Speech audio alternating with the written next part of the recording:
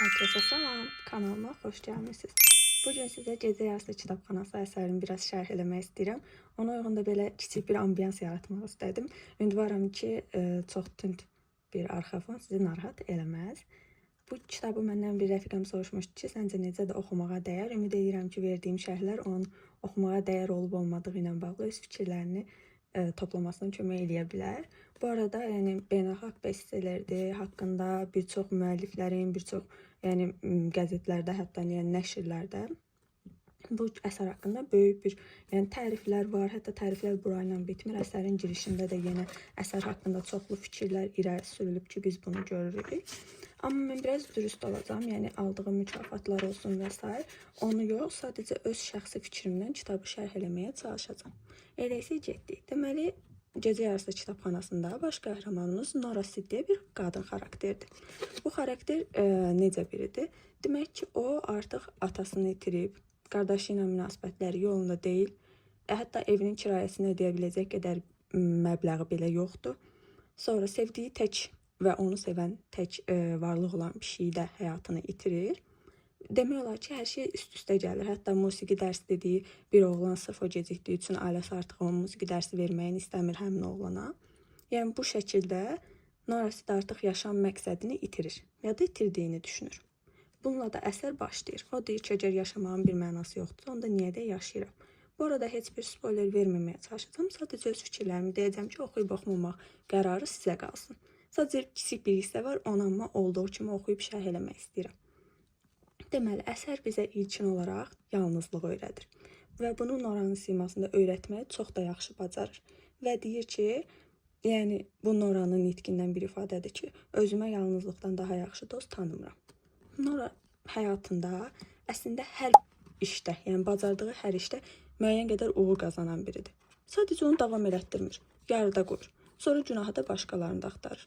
Və əsərin sevdiyim və sevmədiyim tərəfləri bağlı bölüb danışmaq istəyirəm. Ona görə hələ ki, ümumi məlumat verirəm Nora Sid haqqında. Nəysə, axı dedik, Nora Sid artıq yaşamaqda bir məna görmür və həyatla ölüm arasında bir yerə gedir. Və burada Nora üçün kitabxana şəklində görsənir. Və həmin kitabxanada da Miss Elm deyə bir xarakter var və bu Nora'nın təbii ki, xəyal gücünün təcəssümüdür Miss Elm. Və orada bir çox kitablar var və bunlar hamısı paralel dünyalarda Nora'nın verdiyi qərarlara əsasən yaşamaqdır. Əslində kitabın bizə verdiyi ən böyük mesaj odur ki, peşmanlığa sığınıb həyatı qaçırmaq ən böyük peşmanlıqdır. Yəni insan hər zaman iki yol arasında qalır, hətta bəlkə də daha çox və onlardan birini seçmək məcburiyyətindədir.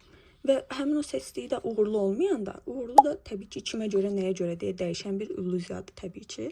Amma yenə də əgər biz seçdiyimiz qərar biz qane eləmirsə, o zaman düşünür ki, kaş o birini seçərdim. Və düşünmür ki, əslində o birini seçsək nələr dəyişəcək. Əslində burada kəpənək effektindən də danışır. Yəni bizə görə əslində elədir ki, ikinci qərarı seçsəydi yaxşı olacaqdı.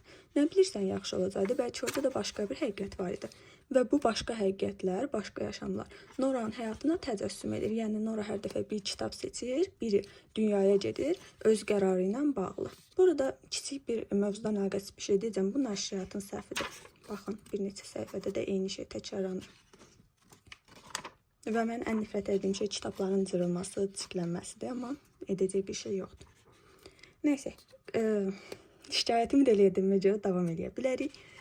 Nora müxtəlif həyatlara gedir, müxtəlif Noraların qismində yaşayır.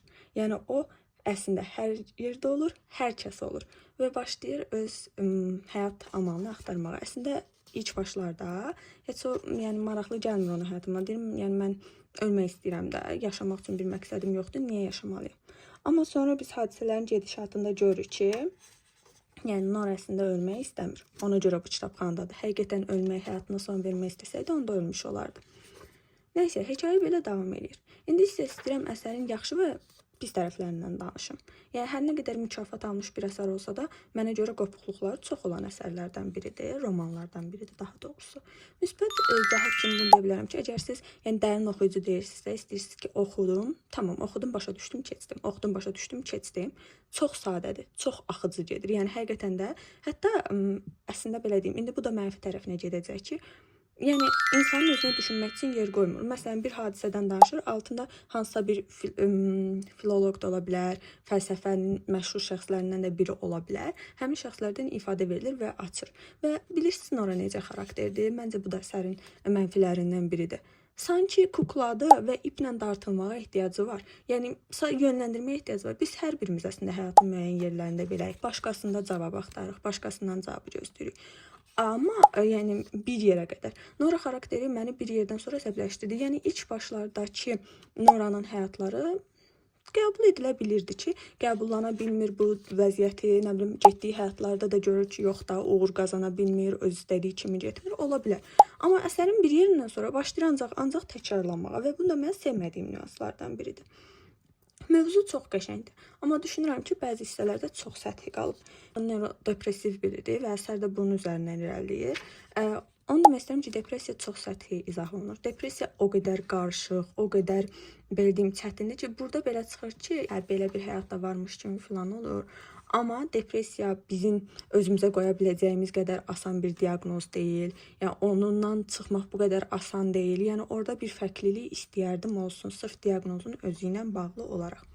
Noranın fərqli həyatlara getdiyini demişdim. Həmin həyatlardan birində çox məşhur bir insandır və mən oranı oxumaq istəyirəm. Deyir, öyrənməyin yeganə yolu yaşamaqdır. Və məsələ burasındadır ki, bizim üçün ən uğurlu yol olduğunu düşündüyümüz seçim əslində ümumiyyətlə uğurlu deyil. Çünki əksər hallarda bizim uğur anlayışımız kənardan bizə diktə edilən cəfənc nailiyyət ideyası əsasında formalaşır. Olimpiya medalı, xoşbəxt ailəlik, yaxşı gəlir. Biz bu ölçülər əsasında həyatımızı qururuq və nə qədər uğurlu olmasını dəyərləndiririk. Əslində isə uğur ölçülə biləcək bir şey deyil və həyat qalib çıxa biləcəyimiz yarışma deyil. Bütün bunlar əslində cəfəngdir. Bilirəm, siz mənim bu gün burada uğura gedən yol haqda danışmağımı gözlərdiniz. Əslində isə uğur sadəcə illüziyadır. Ardınca deyir, bunlar hamısı cəfəngiyyatdır. Bəli, öhdəsindən gələ biləcəyimiz nailiyyət əldə edə biləcəyimiz şeylər var. Misal üçün, mən səhnədən qorxuram, amma buna baxmayaraq mən buradayam, səhnədəyəm. Mənə baxın, mən səhnədə mindən çox insanın qarşısında çıxış edirəm. Və bu yaxınlarda bir nəfər mənə demişdi ki, mənim qorxum əslində səhnə qorxusu deyil. Mən həyatın özündən qorxuram. Və təsəvvür edin, onlar haqlıdırlar. Çünki həyat qorxuludur və bu qorxunun səbəbi var. Səbəb isə ondan ibarətdir ki, biz ağacın hansı budaq istiqamətində getməyimizdən asılı olmayaraq, elə eyni çürük ağacdan ibarətik. Mən həyatımda çox şey olmaq istəmişəm. Heç bir oxşarlıq əlaqəsi olmayan müxtəlif peşələrə sahib olmaq istəmişəm. Lakin həyatınız çürükdürsə, nə olmağınızdan asılı olmayaraq siz çürük və içi boş olacaqsınız. Təbii ki, Nora depressiv olduğu üçün burada da çıxışında depressiv xarakter daşıyır və elə irəliləyir. Və yəni bu şəkildə əslində əsər davam edir. Nora bir çox həyatlara gedir və getdiyi həmin həyatlarda bir çox fərqli nəticə ilə qarşılaşır. Hətta həyatların birində başqa bir səyahətçi ilə qarşılaşır ki, həmin səyahətçi də yəni əslində ölümlə həyat arasında qalmış biridir. Amma məsələn, onda kitabxana deyil, onda video kaset dükkanıdır və onu idarə eləyəndə, yəni ona dəstək olan şəxs də əslində məsələn, həmin kaset dükkanındakının sahibi yox, onun illər əvvəl rəhmətə getmiş əmisidir. Yəni belə bir çox zaman səyahətçilər var. Videonu editləyəndə ağlıma belə bir fikir gəldi.